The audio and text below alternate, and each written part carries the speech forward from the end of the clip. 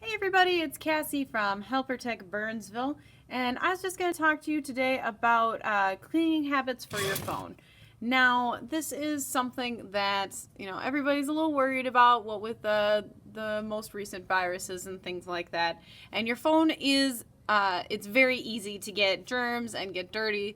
A couple of Lysol wipes do help out breaking that down, but you can also try using a UV light. They're just, you use them to cure glue or like at a nail salon or something, but they are actually known for helping to break down germs and things like that on phones.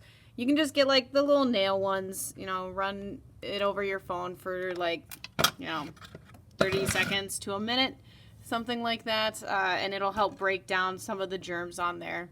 But it's always a good idea to just practice cleaning habits. Like I said, your phone, you touch your hands, it goes to your face. It's very easy to catch bacteria off of it. So, take some time, wipe it down, alcohol, a little bit of Lysol, something like that. Don't drown your phone in that.